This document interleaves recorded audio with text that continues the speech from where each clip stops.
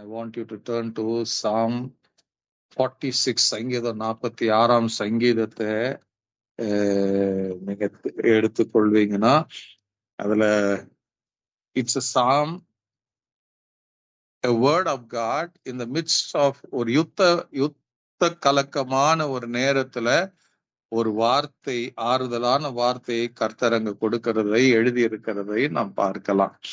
ஆமென், ஹல்லேலூயா.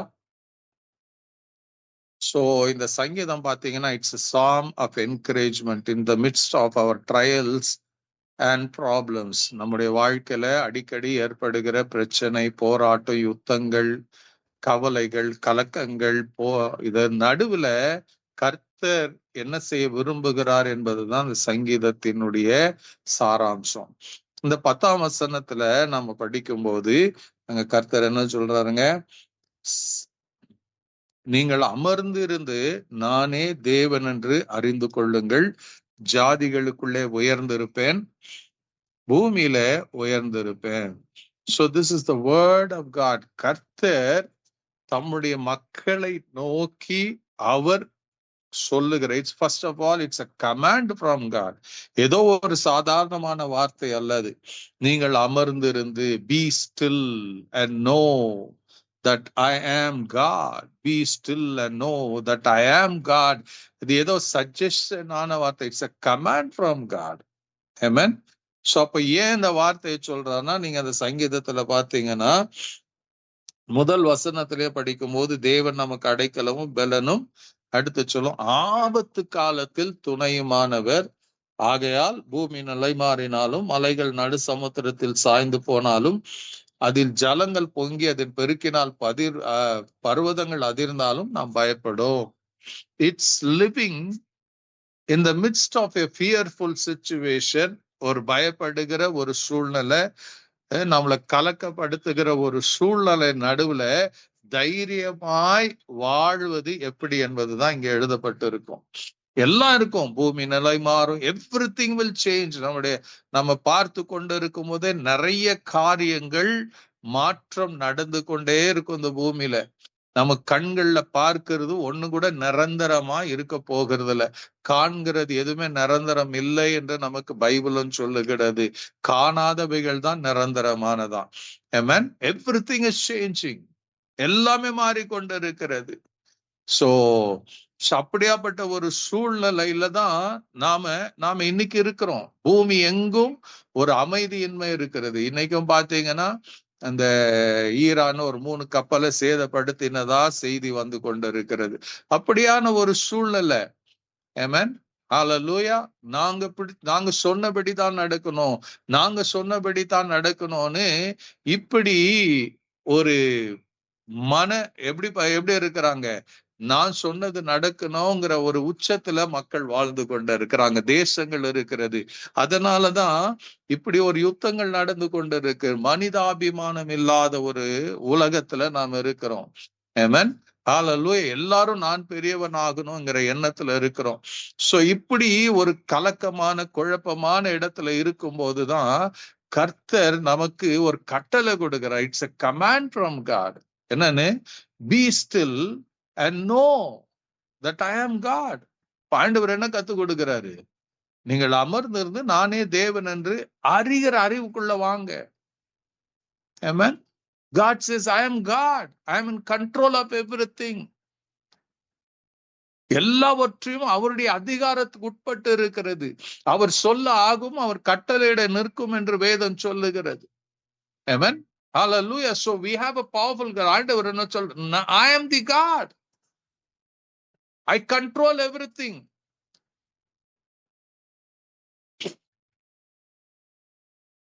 அது 9ஆம் வசனத்துல சொல்ல அவர் என்ன பண்றாராம், யுத்தங்களை ஓய பண்ணுகிறவர், வில்லை ஓடித்து ஈட்டியை முறிக்கிறார்.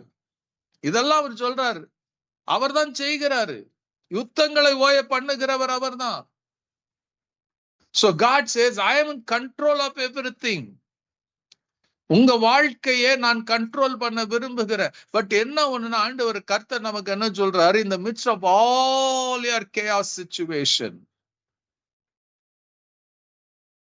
நீங்க அவரை ஆண்டவர் சொல்ல, நீங்கள் அமர்ந்து இருந்து நானே தேவன் என்று அறியுங்கள்.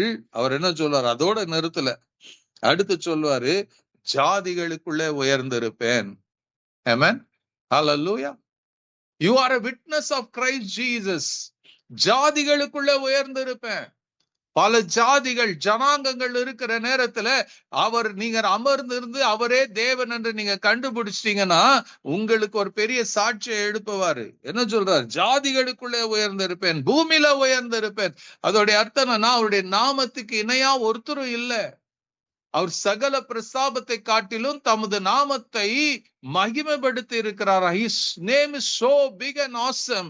எபேசியர் 1ஆம் அதிகாரத்துல அவர் எழுதப்பட்டு இருக்கும். எபேசியன் சாப்டர் 1 20ஆம் வசனத்துல படிச்சீங்கன்னா அதுல அவர் அழகா பரிசுத்த பவுல் அங்க எழுதி இருப்பார். விசுவாசிகளுக்கு என்ன எழுதுறாருங்க அங்க?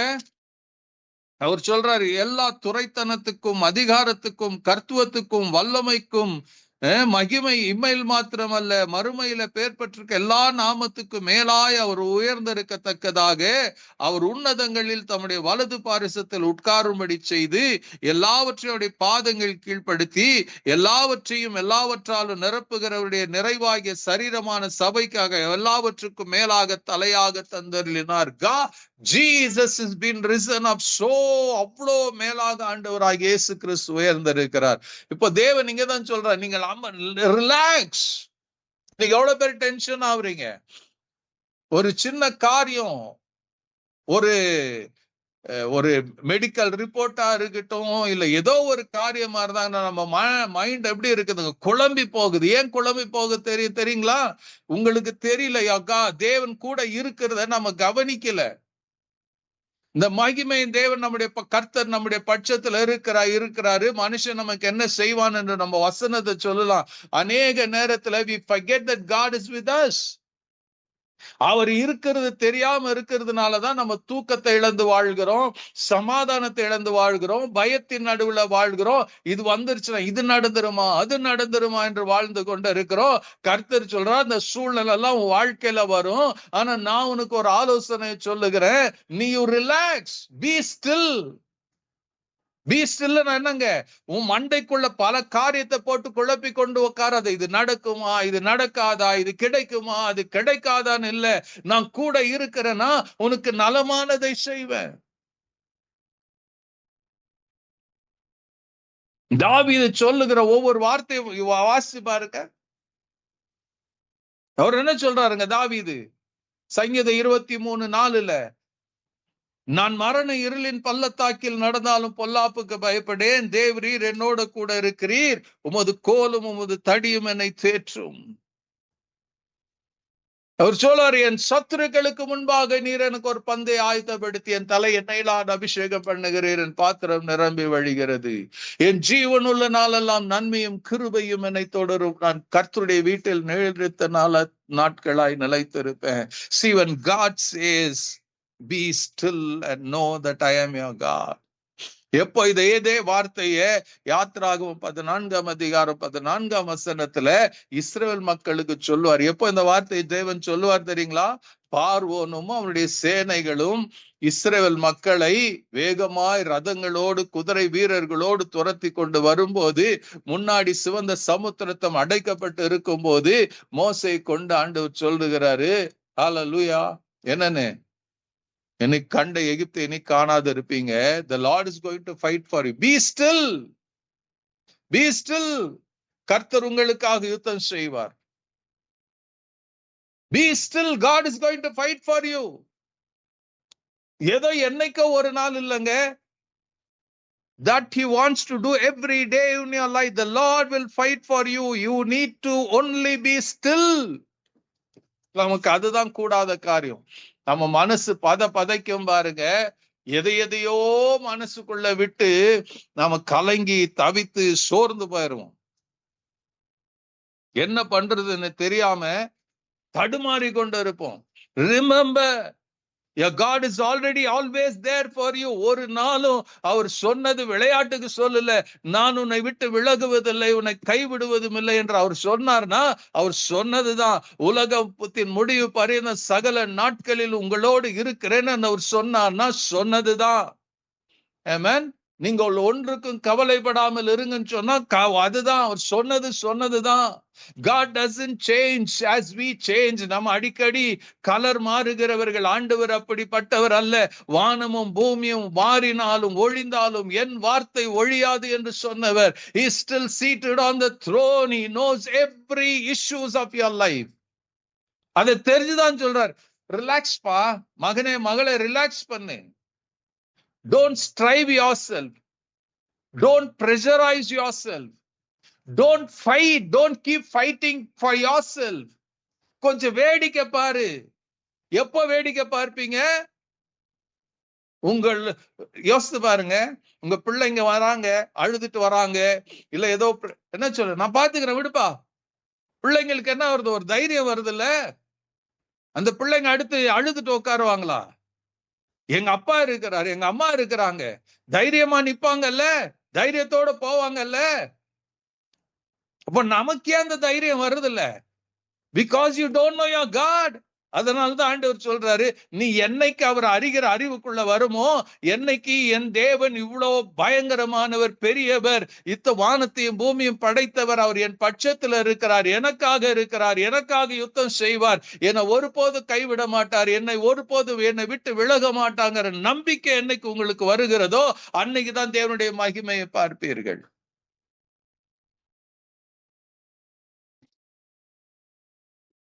God is not making fun of you.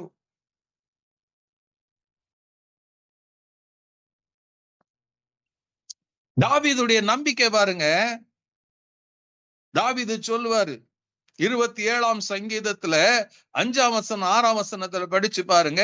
தீங்கு நாளில் அவர் என்னை தமது கூடாரத்தில் மறைத்து, என்னை தமது கூடார மறைவிலே ஒளித்து வைத்து, என்னை கண் மலையின் மேல் உயர்த்துவார். இப்பொழுது என் தலை என்னை சுற்றிலும் இருக்கிற என் சத்துருக்களுக்கு மேலாக உயர்த்தப்படும். அது நிமித்தம் அவருடைய கூடாரத்தில் நான் ஆனந்த பலிகளை இட்டு கர்த்தரை பாடி அவரை கீர்த்தனம் பண்ணுவேன். தாவீது சொல்றார் என்னன்னு, தீங்கு நாள் வரும், ஆனா கர்த்தர் என்ன பண்ணுவாரு?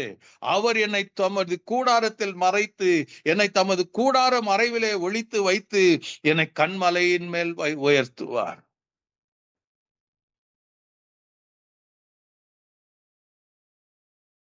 This is your God. அவர் என்ன மூடி மறைச்சுக்குவார். See, it's not your problem, it's God's problem. ஒரே ப்ராப்ளம் நமக்கு என்ன தெரியுமா? Know your God. அவர் எப்படிப்பட்டவர்னு தெரிஞ்சுக்க, கண்டுபிடிச்சிரு.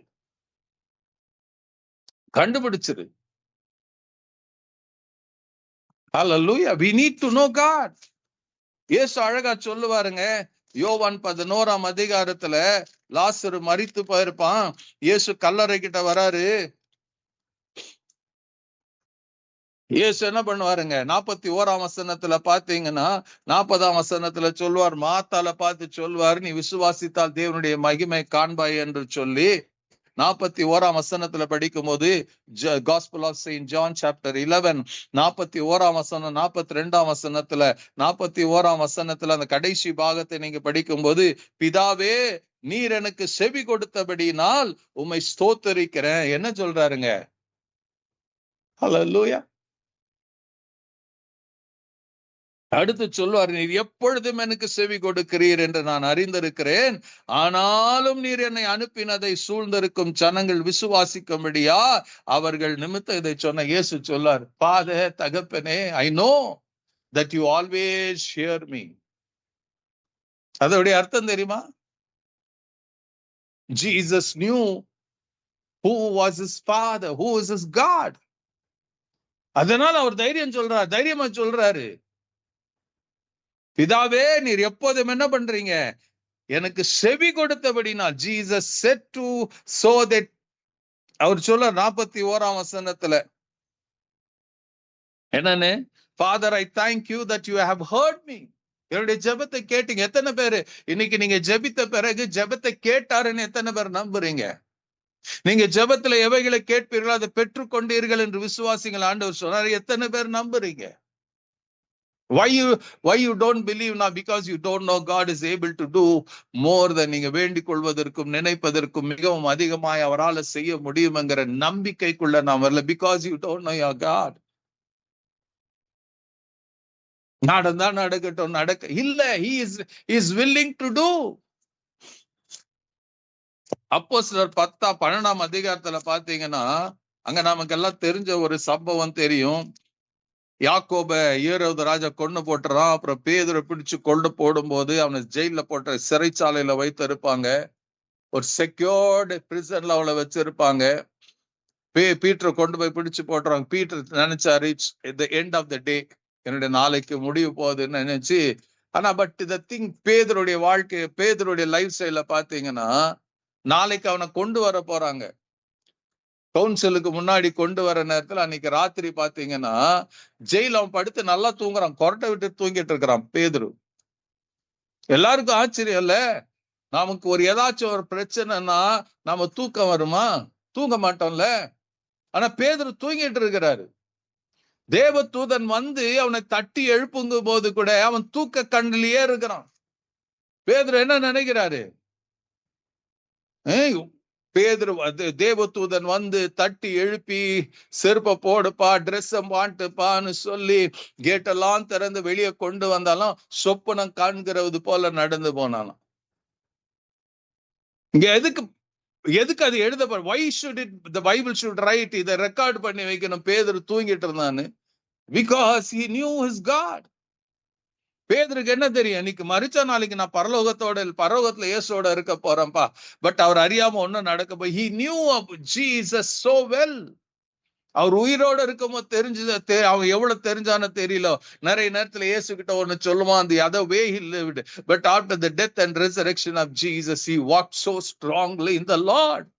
மரணம் வந்தாலும் சரி அவன் கவலைப்படல. he just left a beautiful sleep.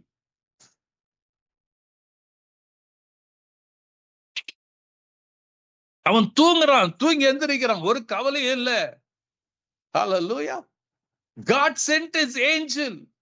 அவனை பாதுகாக்கும்படி, அவனை விடுதலையாக்கும்படியாக தேவன் அவருடைய தூதனை அனுப்பினாரு. There was nothing Peter did, everything God did. அதோடைய அர்த்தம் என்ன தெரியுமா? If you relax in God, if you trust God, அவர் மேல முழு நம்பிக்கை விசுவாசம் வச்சிருந்தீங்கன்னா he will do everything for you. அதான் சொல்ற, நீங்கள் அமர்ந்தது be still and know that I am your God.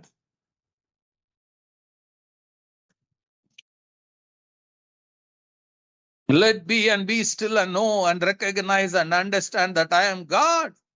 I will be exalted among the nations. எப்போ அவர் exalt ஆவாருங்க? நீங்க அவர் உட்கார்ந்து ரிலாக்ஸ்டா இருந்து அவரை அறிந்து கொள்வீங்கன்னா அவர் மகிமைப்படுவாரு. God is willing to work so many things. If God could சிவந்த சமுத்திரத்தை பிளந்து பார்வோனையும் சேனையும் அந்த சிவந்த சமுத்திரத்தை அழித்து இஸ்ரவேல் மக்களை, அத்தனை லட்சம் மக்களை அக்கறைப்படுத்தினது உண்மையானால் he is still the same God. He has never changed. He is concerned about you. He understands you. He knows your struggle. ஆனா கர்த்தர் நம்ம கிட்ட எதிர்பார்க்க ரிலாக்ஸ். ரொம்ப டிப்ரெஷனா கோலம் போயிடாத, நடக்காதுன்னு நினைக்காத. நீ ஜெபம் பண்ணிட்டல, நான் செய்யறேன் பாரு, நம்பிக்கையோட இரு, விசுவாசம் உள்ளவனாயிரு, நம்பிக்கை உள்ளவனாயிரு. கர்த்தர் பெரிய காரியங்களை செய்வாரு, எனக்கு செய்வாரு, எனக்கு செய்வாருங்கிற நம்பி வாழ்ந்து பாருங்க. நடக்காததெல்லாம் நடக்கும்.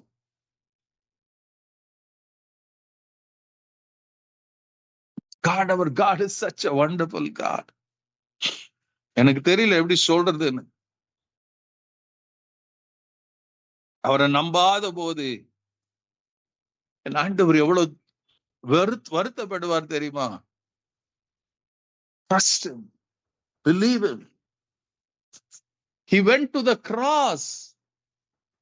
நீங்களும் நானும் நல்லா இருக்கணும் தானே அவர் சிலுவைக்கு போனாரு. அது புரிஞ்சுக்கங்க. He just went to cross. யாரையோ அப்படி சாட்டிஸ்ஃபை பண்ணல. He wanted you to live the best life. பரிசுத்தமான உண்மையான பரலோக வாழ்க்கை பூமியில வாழ்றதுதான் he went through that suffering. இன்னைக்கு அவர் இருக்கிறாரு. Trust him, believe in him. நீங்கள் அமர்ந்திருந்து நானே தேவன் என்று அறியுங்கள். கேளுங்க, ஆண்டவரே நீங்க யாரு நான் தெரிஞ்சுக்கணுமே. Whatever maybe you can ask God, he is there willing to answer you.